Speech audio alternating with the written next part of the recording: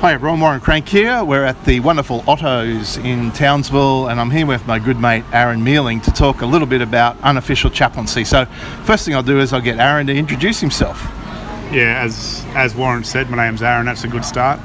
I'm a sports chaplain, volunteer capacity at the North Queensland Cowboys, and then my paid job is I'm a maintenance planner with the local government here in town.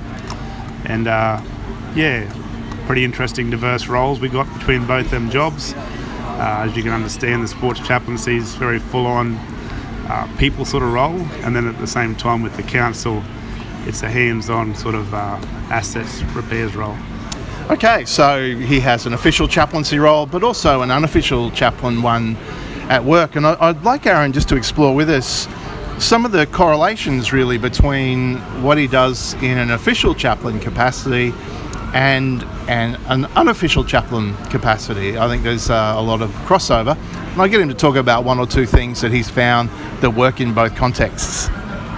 Yeah, so in both of those you work with a pretty diverse range of people.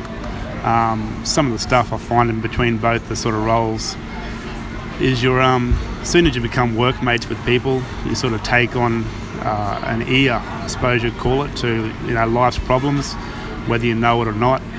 So, same thing even with your chaplaincy, with your sports chaplaincy. Most of the job you do there is just listening and not necessarily giving heaps of advice, but just being a listening ear and someone to talk to. And the same thing in a work role, over a lunchroom, over the table in the smoko shed. You find yourself just listening to people, just sympathising with a lot of their everyday problems they come across. If you're lucky enough, you'll get asked to pray with them when they understand your beliefs as a Christian, when they understand that you really do care for them because you take the time out for them. You will get to have some input into their lives and the situations that they're in.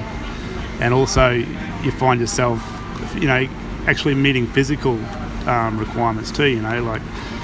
We all have a set of hands that can go and help people in these hard times that they come across, whether it be just lending a hand mowing a yard for someone who's got an injury, like we do in the sports chaplaincy, whether it be just helping shift some furniture at someone's place that you work with.